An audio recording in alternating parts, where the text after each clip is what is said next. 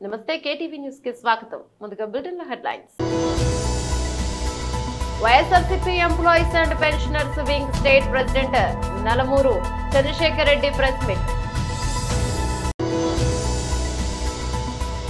ఒంటిమిట్ట కోదండరాముడి ఆలయంలో సీతారాముల కళ్యాణోత్సవం.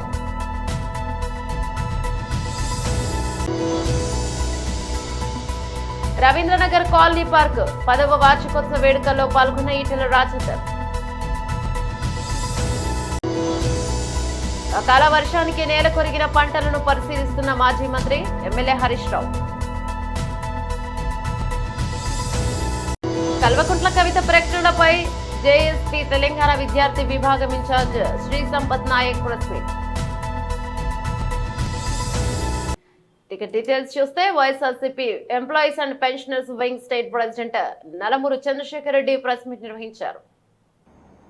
శానిటరీ ఇన్స్పెక్టర్ పై అనవసరంగా చిందులు తొక్కారు. అక్కడ కొంతమంది మహిళలు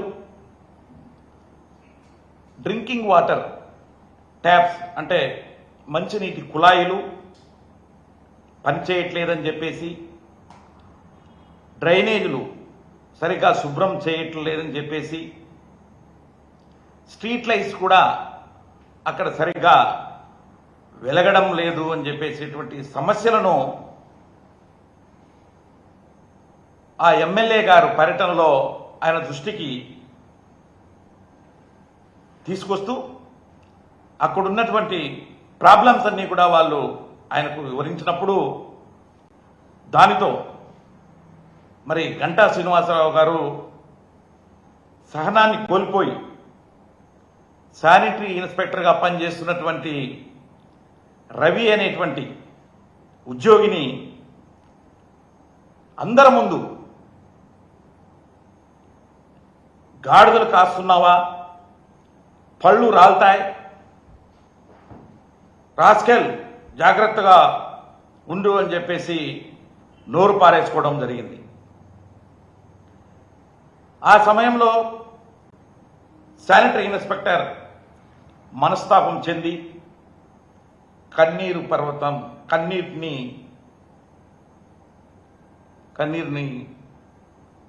పెట్టారు. ఎందుకు అలా జరిగింది అని విచారించుకున్నానే అనవసరంగా ఒక ప్రభుత్వ ఉద్యోగిని కూడా చూడకుండా అక్కడున్నటువంటి ప్రజలకు ఈయన తప్పులు ఎక్కడ బయటకు వస్తాయో అనేటువంటి విధంగా ఎదుటి వ్యక్తి మీద చిందులు వేయడాన్ని మాత్రం మేము తీవ్రంగా ఖండిస్తున్నాం. ఇదే తెలుగుదేశం గవర్నమెంట్ ఉన్న ఎలక్షన్స్ ఒంటిమిట్ట కోదండరాముడి ఆలయంలో సీతారాముల కళ్యాణోత్సవంలో సీఎం చంద్రబాబు నాయుడు పాల్గొన్నారు. అందరికీ నమస్కారాలు. ఈరోజు కన్నుల పండుగగా మనమందరం సీతారామ కళ్యాణానికి వచ్చాం. ఒక బ్రహ్మాండమైన ఉత్సవం అంగవైభవంగా జరిగింది. మీ భక్తి చూసినప్పుడు నాకు అనిపిస్తుంది ఈరోజు నిజంగానే శ్రీరాముడు సీత దిగి వచ్చి కళ్యాణం చేసుకుంటే ఇంత వేలాది మంది భక్తులు ఏ విధంగా వస్తారో ఆ విధంగా వచ్చి వారి ఆశీర్వాదాలు మనం పొందాం. ఇది మనందరి పూర్వజన్మ సుకృతం అని చెప్పి మరొకసారి మీ అందరికీ విజ్ఞప్తి చేస్తున్నాను. ఈరోజు మనందరం కూడా కొన్ని సంకల్పాలు చేశాం, వారిని తలుసుకున్నాం, వారి దగ్గర నుంచి ఆశీస్సులు తీసుకున్నాం. ఈరోజు మనందరి ధ్యేయం ఒకటే. ఈరోజు సీతారాములు ఎప్పుడు కూడా ఒక ఆదర్శ దాంపత్యం. అదే విషయం కన్నుల పండుగగా మనం విన్నాం, చూసాం. అదే సమయంలో ఎప్పుడైనా సరే పరిపాలన అంటే రామపాలన రావాలి, రాముని పాలన జరగాలని ప్రతి ఒక్కరూ కోరుకుంటారు. ఆ విషయం కూడా మనం గుర్తుపెట్టుకోవాల్సిన అవసరం ఉంది. ఒక ఆదర్శం అంటే తండ్రికి గౌరవం ఇచ్చి ఒక మాట చెప్తే రెండో మాట మాట్లాడకుండా వనవాసం వెళ్ళిన వ్యక్తి శ్రీరామచంద్రుడు అని చెప్పి కూడా నేను మీకు తెలియజేస్తున్నాను. అలాంటి యుగ పురుషుడి యొక్క సీతారామ కళ్యాణం మన ఒంటిమిట్టలో చేయడం, మన అందరం అటెండ్ కావడం, ఇది ఒక అదృష్టంగా నేను భావిస్తున్నాను. విభజన జరిగిన తర్వాత ఒకప్పుడు సమైక్య ఆంధ్రప్రదేశ్లో భద్రాచలంలో సీతారామ కళ్యాణం కానీ శ్రీరామచంద్రుడి దర్శనం చేసుకునేవాళ్ళం. అలాంటి సమయంలో విభజన జరిగిన తర్వాత మనం ఇక్కడ చేయాలని ఒంటిమిట్టలో ప్రభుత్వ పరంగా అఫీషియల్గా డిక్లేర్ చేసి అప్పటి నుంచి ఈ యొక్క ఒంటిమిట్ట దేవాలయాన్ని అభివృద్ధి చేసుకుంటూ వచ్చాం. మొట్టమొదటిసారిగా ఈ ఒంటిమిట్ట దేవాలయాన్ని దేవస్థానానికి ఇచ్చి వెంకటేశ్వర స్వామి కన్నుసన్నల్లో ఈ దేవాలయ పాలన జరగాలని చెప్పి నిర్ణయించాం. అది జరిగి కూడా ఈరోజు దగ్గర 10 సంవత్సరాలు అవుతా ఉంది. ఇది కూడా ఒక చరిత్ర. ఈరోజు 11వ శతాబ్దంలో ఈ టెంపుల్ కట్టారు. ఏకశిల, ఒకే శిల పైన కోదండరామస్వామి కానీ, అదే మరి సీతాదేవి కానీ, లక్ష్మణుడు కానీ ముగ్గురిని ఒకే శిల మీద తీసుకొచ్చారు. రవీంద్రనగర్ కాలనీ పార్క్ 10వ వార్షికోత్సవ వేడుకలో పాల్గొన్న ఈటెల రాజేందర్ 10 వసంతాల ఈ కార్యక్రమాన్ని ఎంత పెద్ద ఎత్తున చేస్తున్నారో అడిగారు. అంటే వాళ్ళన్న మాట ఏంటంటే పార్కు మాత్రమే కాదు, దానికి ఒక చరిత్ర ఉంది, అందుకని మేము పిలుస్తున్నామని చెప్పారు. నాకు అదృష్టం మేము అందరూ కలుసుకునేదానికి. వీరరాజారెడ్డి గారి పేరు మీద వారి మిత్రులు ఇప్పుడే హర్మేంద్ర సింగ్ గారు వారి గురించి చెప్పారు. దేశంలో ఇద్దరిని మాత్రమే చాలా గొప్పగా కీర్తిస్తుంది దేశం. లాల్ బహదూర్ శాస్త్రి అనుకుంటా జై జవాన్ జై కిసాన్, వాళ్ళిద్దరికి మాత్రమే దక్కుతుంది ఆ పేరు. అనునిత్యం తుపాకీ ట్రిగ్గర్ల మీద చేతులు పట్టుకొని సియాచిన్ మంచు కొండలలో మాతృభూమి కోసం భారతమాత ముద్దుబిడ్డలుగా కర్తవ్యాన్ని నిర్వహించే క్రమంలో వేల మంది అమరులైనరు. ఈ మధ్య కాలంలోనే ఇట్లాంటి బాధ్యత నిర్వహించాలంటే ఎప్పుడు చనిపోతామో తెలియని పరిస్థితి ఉండేది. నాకు ఇప్పటికి గుర్తు, చిన్నప్పుడు మిలిటరీలో జాయిన్ అయినరు అంటే తెలియని చుట్టాలు కానీ తెలియని అమ్మ కానీ ఏడ్చేది, మిలిటరీలో పోయిండు ఎప్పుడు పోతున్నా అని చెప్పి. ఇవాళ మోడీ గారు వచ్చిన తర్వాత జమ్మూ అండ్ కాశ్మీర్లో అట్లాంటి పరిస్థితి లేదు. ఇవాళ బార్డర్ల మీద కొంత ఇబ్బందులు ఉన్నప్పటికి కూడా మునుపడంతా ఉత్కంఠమైన పరిస్థితి లేదు. చాలా మంది రక్తం చిందని రోజు లేదు జమ్మూ అండ్ కాశ్మీర్లో, రక్తం చిందని రోజు లేదు అనేక ప్రాంతాల్లో. కానీ ఇవాళ ఆ పరిస్థితి లేదు. కాబట్టి వీరరాజారెడ్డి గారు అతి చిన్న వయసులో అంటే గొప్పగా ఎదగాల్సినటువంటి వ్యక్తి దేశం కోసం మరణించడం అనేటువంటిది చాలా గర్వంగా ఉన్నప్పటికీ కూడా కుటుంబానికి మాత్రం కొంత బాధ ఉంటుంది. రాబోయే కాలంలో వాళ్ళ అమరత్వం కొద్దిమంది మనుషులు మాత్రమే వారు మరణించి కూడా జీవిస్తారు. దాంట్లో వీరరాజారెడ్డి గారు ఒకరు. రెండవది, నేను చూస్తున్నా వచ్చినప్పటి నుంచి కుటుంబ సభ్యులందరూ వచ్చారు. 1 ఎకరన్నర జాగుంటే నేను అడిగిన ఈ పార్క్ జాగ ఎంత అని, ఎకరన్నర జాగ అని చెప్పారు. ఎకరన్నర జాగుంటేనే గిన్ని చేస్తున్నారు మీరు, ఇంకా మీరు ఒక 10 ఎకరాల జాగగా ఉంటే ఇంకా బ్రహ్మాండం చేస్తున్నారు మీరు. అంటే హైదరాబాద్ కాంక్రీట్ జంగల్గా మారిన తర్వాత మనిషి ఆరాటపడుతున్నాడు ఇంకొక మనిషి సాహచర్యం కోసం. అకాల వర్షానికి నేల కొరిగిన పంటలను పరిశీలిస్తున్న మాజీ మంత్రి ఎమ్మెల్యే హరీష్ రావు. వడగళ్ల వానతో సిద్దిపేట జిల్లాలో తీవ్రమైనటువంటి నష్టం జరిగింది. ఇవాళ రైతులు చాలా ఆందోళనలో ఉన్నారు. రాష్ట్ర ప్రభుత్వం పంటల బీమా చేస్తామని శాసనసభలో బడ్జెట్లో నిధులు కూడా కేటాయించి మొండి చేయి చూపింది. నిజంగా పంటల బీమా చేసుంటే ఇవాళ రైతులందరికీ మేలు జరిగేది. అసెంబ్లీలో చెప్పి బడ్జెట్లో నిధులు పెట్టి పంటల బీమా చేయకుండా రాష్ట్ర రైతాంగానికి తీవ్రంగా అన్యాయం చేసింది ఇవాళ కాంగ్రెస్ ప్రభుత్వం.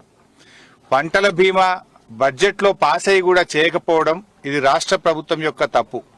అందువల్ల పంటల బీమా కింద రైతులకు ఏ రకమైన సాయం అయితే అందుతుందో ఆ రకంగా ఎకరానికి 25,000 రూపాయల ఆర్థిక సహాయం చేసి రైతులందరినీ కూడా ఆదుకోవాలని చెప్పి ఈరోజు నేను ప్రభుత్వాన్ని డిమాండ్ చేస్తా ఉన్నా. ఇప్పుడు నేను చినకోడూరు మండలం ఇబ్రాహీం నగర్ గ్రామంలో ఉన్నాను. ఇక్కడ ఏ రైతుని అడిగినా రుణమాఫీ కాలేదని చెప్తా ఉన్నారు. అంటే కేవలం ఒక 40 పైసలు రుణమాఫీ అయింది, 60 పైసల మందికి ఇంకా రుణమాఫీ కాలేదు. రైతు బంధు గురించి మాట్లాడిస్తే ఆటాన మందికి కూడా రైతు బంధు పడలేదు, ఇంకా ఆటాన మందికి రైతు బంధు డబ్బులే రానటువంటి పరిస్థితి ఉన్నది. అంటే ఈ రకంగా ప్రభుత్వం మాటలు ఎక్కువ, రేవంత్ రెడ్డికి చేతలు తక్కువ. రేవంత్ రెడ్డికి మాటలు కోటలు దాటుతున్నాయి. రుణమాఫీ అయిపోయింది అంటుండు. నేను మొన్న అసెంబ్లీలో అడిగిన, అయ్యా బట్టి విక్రమార్క గారు రండి, మా సిద్దిపేటలో ఏ ఊరికి పోదామో రండి, లేదు నీ మదిరే నియోజకవర్గంలో ఏ ఊరికి రమ్మంటే వస్తా, అందరికీ రుణమాఫీ అయితే నేను ముక్కు నేలకు రాస్తా, నువ్వు రాస్తావా అని అడిగిన. అసెంబ్లీలో కూర్చొని మాట్లాడుతుండ్రు తప్ప ఇలా గ్రామాల్లోకి వచ్చి మీరు మాట్లాడతలేరు. పాపం మా రైతుల పరిస్థితి ఏంది? ఇప్పుడు ఇక్కడ పెద్ద ఆయన కొంతం నర్సయ్య ఇలా మాట్లాడిస్తే పాపం వాళ్ళ రైతులు, నాకు రైతు బంధు పడలేదు, రుణమాఫీ కాలేదు, దాని సోపతికి ఇప్పుడు వడగళ్ల వానబడి పంట అంతా కూడా నష్టమైందని చాలా బాధపడుతున్నటువంటి పరిస్థితి. ఒక్క సిద్దిపేట జిల్లాలోనే 12,000 ఎకరాలకు పైగా మొన్న పడ్డ వడగళ్ల వానకు నష్టం జరిగింది. గత వారం వడగళ్ల వాన పడి గత వారం దాదాపు 3-4 వేల ఎకరాలు పోయింది, ఈ వారం 12,000 ఎకరాలు పోయింది. అంటే రెండు కలిపితే 16,000 ఎకరాలు ఒక్క సిద్దిపేట జిల్లాలో నష్టం జరిగింది. అంటే 6 కాలం కష్టపడి పెట్టుబడి అంతా పెట్టి చెమట చుక్కలు పడిచి బుక్క నోట్లకు పోయే సమయానికి పంట ఇక రేపో మాపో కోస్తమనంగా ఈ రాళ్లు పడి చాలా నష్టం జరిగింది. పాపం రైతులు చాలా దుఃఖంలో ఉన్నారు. అందువల్ల ఈ ప్రభుత్వం ఇప్పటికైనా రేవంత్ రెడ్డి నువ్వు దేవుళ్ల మీద ఒట్టు పెట్టినావు, ప్రతి ఊరు దేవుడి మీద ఒట్టు పెట్టినావు. మా మెదక్ జిల్లాలో పాపన్నపేట అమ్మవారి మీద ఒట్టు పెట్టినావు, మెదక్ చర్చి మీద ఒట్టు పెట్టినావు, వేములవాడ రాజన్న మీద ఒట్టు పెట్టినావు, యాదాద్రి లక్ష్మీనరసింహస్వామి మీద ఒట్టు పెట్టినావు.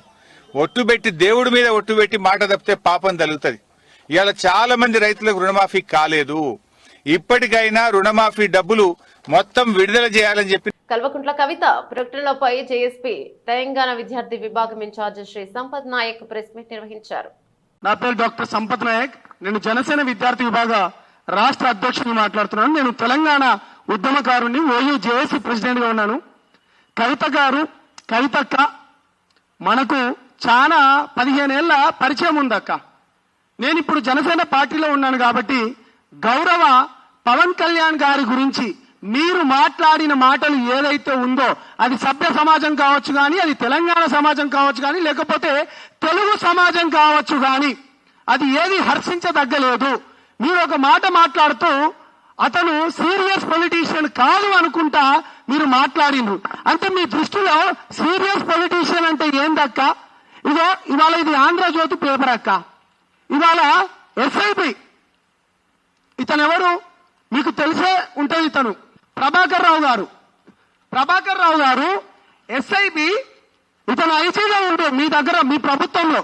ఇవాళ అన్నమో శరణ అన్నట్టు ఎక్కడ అమెరికాలపై దాక్కునే పరిస్థితి వచ్చింది. అన్ని వ్యవస్థలను ఇవాళ ఈ దేశం నుంచి విడిచిపోయేటట్టు చేసిండ్రు. అంతేనా? ఇవాళ ఎమ్మెల్యే పేపర్ ఏదన్నా వాళ్ళ ఎమ్మెల్యే షకీల్ గారు, ఇది కూడా చూపిస్తాం. ఇతన్ని బోధన్ మాజీ ఎమ్మెల్యే షకీల్ గారిని అరెస్టు, వాళ్ళ కొడుకు ఎవరైతే ఉన్నారో ఇక్కడ పంజాగుట్ట దగ్గర యాక్సిడెంట్ చేసి పారిపోయిండు దుబాయ్కి. అంటే మీ పార్టీలో ఎటువంటి వ్యక్తులు ఉన్నారో ఒకసారి మీరు చూడండి. కొత్తగా నువ్వు మళ్ళా ఒక కొత్త ముసుగేసుకొని వచ్చినావు అక్క. ఏం ముసుగేసుకొచ్చినావు? మళ్ళా బీసీ వాదం అనుకుంటా. బీసీ వాదం మీరు కొత్తగా ఏమి వేసుకోవాల్సిన అవసరం లేదక్క. మీ పార్టీలో ఎవరెవరు ఉన్నారు? ఇవాళ మా గౌరవ తెలంగాణ రాష్ట్ర ఇన్ఛార్జ్ గారు నేమూరు శంకర్ గౌడ్ గారు ఒక బీసీ బిడ్డ, అంతేనా? ఒక ఎస్సీ బిడ్డ, ఉస్మానియా యూనివర్సిటీ నుంచి. నేను కూడా ఒక ఎస్టీ బిడ్డ. బీసీలు ఉన్నారు, ఎస్సీలు ఉన్నారు, ఎస్టీలు ఉన్నారు, ఓసీ బిడ్డలు అందరినీ సమానంగా చూసుకుంటూ పోతున్నారు.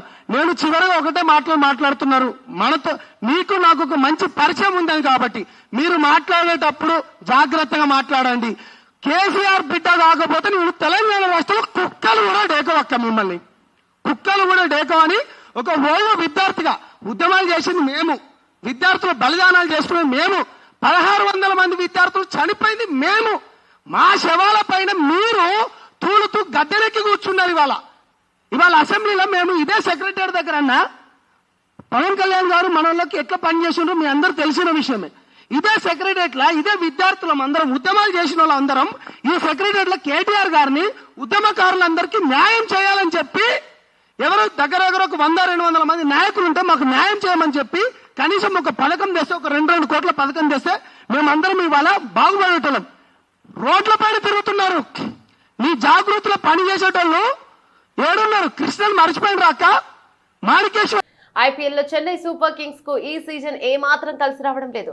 ఇప్పటి వరకు ఆడిన 6 మ్యాచ్లలో సిఎస్కే తొలి మ్యాచ్ మినహా వరుసగా 5 ఓటమి చవిచూస్తుంది. కెప్టెన్సీ పగ్గాలు మళ్లీ ధోని చేతికి వచ్చినా ఆ జట్టు రాత మారలేదు. చెన్నైలో శుక్రవారం రాత్రి కోల్కతా నైట్ రైడర్స్ జట్టుతో జరిగిన మ్యాచ్ లో సిఎస్కే ఘోర పరాజయం చవిచేస్తుంది. అయితే ఈ మ్యాచ్ లో కెప్టెన్ ధోని ఎల్బిడబ్ల్యూ ప్రస్తుతం వివాదాస్పదంగా మారింది. థర్డ్ అంపైర్ నిర్ణయాన్ని సిఎస్కే అభిమానులు తీవ్రంగా తప్పుపడుతున్నారు. రివ్యూలో బ్యాట్ కు బంతి తాకినట్లు స్పైక్ కనిపించిన అవుట్ ఎలా ఇస్తారని మండిపడుతున్నారు.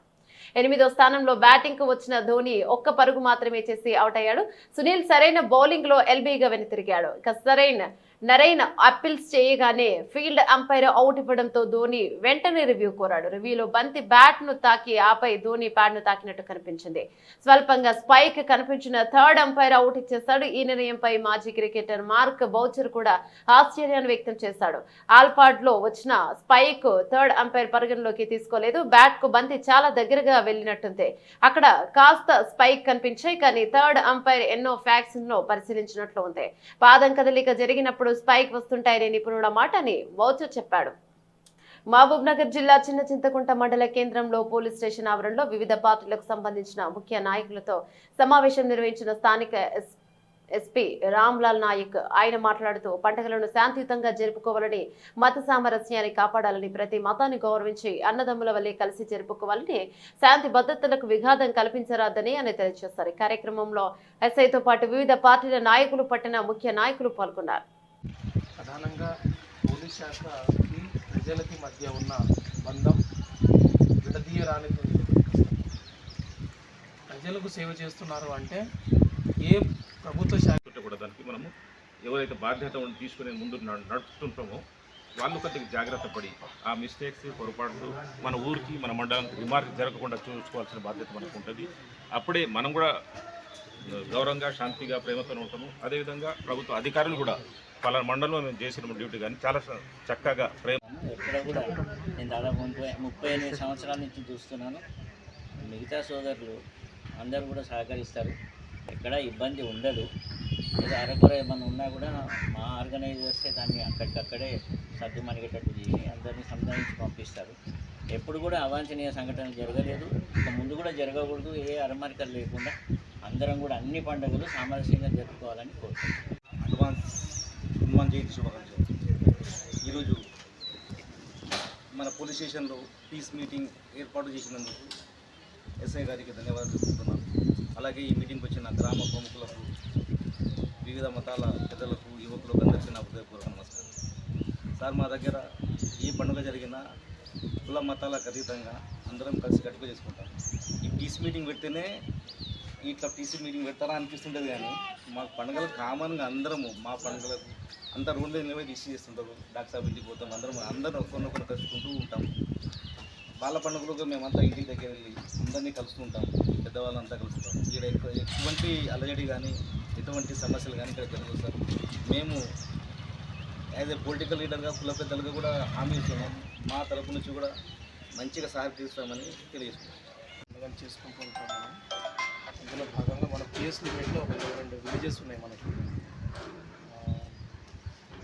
అందరి కుల మతాలకు అతీతంగా మనందరం ఒకరి పండుగలు ఒకరు గౌరవించుకుంటూ వస్తున్నామని శాంతి భద్రతల విషయంలో పోలీసు వాళ్ళకు అందరూ సహకరిస్తూ ముందు వరుసలో ఉంటుంది కాబట్టి హనుమాన్ జయంతి సందర్భంగా మనం మీతో కమ్యూనిటీ ఎల్డర్స్తో ముస్లిం కానివ్వండి సోదరులు కానివ్వండి హిందూ సోదరులు కానివ్వండి క్రిస్టియన్స్ కానివ్వండి అంతా మనమే అనుకొని ఒక సందర్భం వచ్చినప్పుడు అందరం కలిసికట్టుగా చేద్దామనే మంచి ప్లాన్తో చిన్నపాటి ఎస్పీ మేడం చెప్పింది అందరి ఎల్డర్స్ని పిలిపించి ఒకసారి మాట్లాడాలని చెప్పేసి ఒక అవగాహన కార్యక్రమం కమ్యూనిటీ చిన్న మీటింగ్ పెట్టమని చెప్పింది.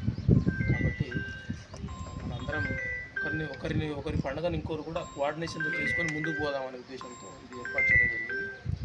కాబట్టి రేపటి హనుమాన్ జయంతిని సోదరులు ఎవరైనా మాట్లాడాల్సిందే కోరుతున్నాను.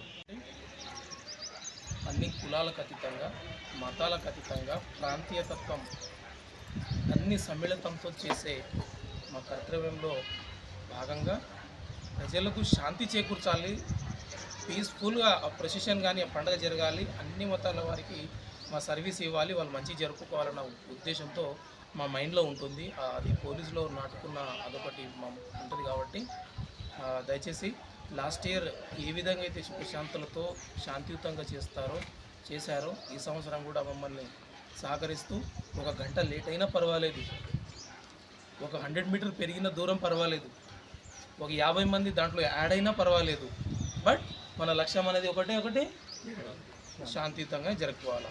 ఒక ఎగ్జాంపుల్ చెప్తా. ఒక చిరంజీవి సినిమా ఠాగూర్ సినిమా అది వేరే సినిమాలో ఉంది, ఒక సెంటిమెంట్ ఉంది. వాడు ఒకటి పని చేస్తే ఆ పనిని ఈ ముగ్గురు చేస్తారట. ఠాగూర్ కదా, ఆ ముగ్గురు మళ్ళీ +3 అవుతారు, అంటే 9 మెంబర్స్ అవుతారు. 9 + 3 27 అవుతారు.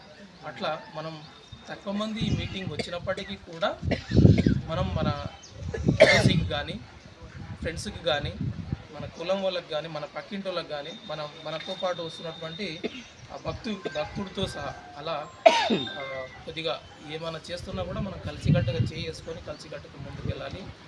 మన సాహెబ్ అన్న చెప్పినట్టు ఎదుటివారికి మనం స్నేహం సోదరభావం ఉండాలా. ఎదుటివాడు ఇబ్బంది పడుతుంటే మన ఆకలితో ఉంటే కూడా మనం వారికి పడనీయకుండా మనం కూడా ఒక్కొక్క సందర్భంలో కలిసి ఉండాలా, వాడికి చేయూతనివ్వాలని చిన్న సారాంశంలో చెప్పింది. చాలా మంచి వాక్యం అది. మనందరం కోరుకునేది కూడా అదే. శాంతి ప్రేమతోనూ ఎదుటివాడికి మనం అవకాశం ఇస్తే అతను ఖచ్చితంగా మనకు అదే అవకాశం ఇస్తాడు.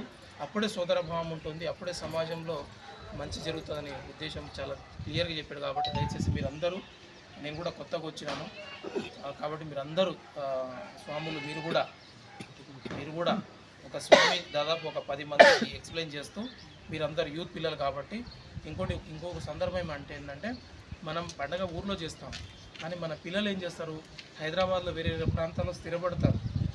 వాళ్ళకి ఏమంతా తెలియదు. మనమేమో గ్రామీణ స్థాయిలో ఉంటాము, మనం మంచిగా చేద్దాం అనుకుంటాం. ఎక్కడో చుట్టాల మార్గం అన్న వస్తాడు, లేదంటే హైదరాబాద్ నుంచి వేరే దగ్గర నుంచి మన బంధువులాగా కానీ మన ఇంటోడు కానీ మన ఊరోడు వస్తాడు. వాడు ఏం చేస్తాడంటే కొద్దిగా ఎంగ్జైటీ ఫీల్ అయ్యి ఏదేదో జరగదని దాంట్లో ఇన్వాల్వ్ అయ్యి కొద్దిగా న్యూసెన్స్ చేసేటోళ్ళు కూడా ఉంటారు. కాబట్టి మన వాళ్ళని అబ్జర్వ్ చేస్తూ ఏమైనా చిన్న ఇన్సిడెంట్ ఉన్నా కూడా శ్రీవారి దర్శనానికి పాదరక్షలతో మహాద్వారంకు వచ్చిన భక్తులు వైకుంఠం క్యూ కాంప్లెక్స్ నుండి పాదరక్షలు ధరించిన భక్తులు 3 ప్రాంతాల్లో తనిఖీ చేసిన గుర్తించని టీటీడీ విజిలెన్స్ దారుణంగా విఫలమైన భద్రతాధికారులు తిరుమలలో వరుస అపచారాలు జరుగుతున్న టీటీడీ నిర్లక్ష్యం వహించడంపై ఆగ్రహాన్ని వ్యక్తం చేసిన భక్తులు.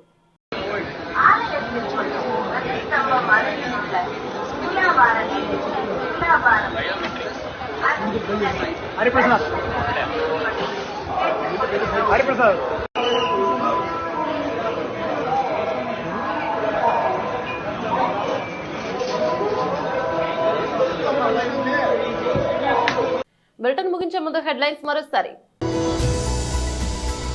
YSRCP employees and pensioners wing state president Nalamuru Chandrasekhar Reddy press meet. Ontimitta కోదండరాముడి ఆలయంలో సీతారాముల కళ్యాణోత్సవం.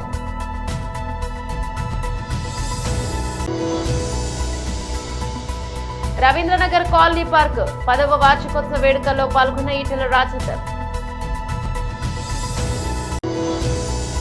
అకాల వర్షానికి నేల కొరిగిన పంటలను పరిశీలిస్తున్న మాజీ మంత్రి ఎమ్మెల్యే హరీష్ రావు. కల్వకుంట్ల కవిత ప్రకటనపై జేఎస్పీ తెలంగాణ విద్యార్థి విభాగం incharge Shri Sampath Naik press meet. ఇవి బులెటిన్ డీటెయిల్స్. మరో బులెటిన్లో మళ్ళీ కలుసుకుందాం. అందరికి సెలవు. నమస్తే.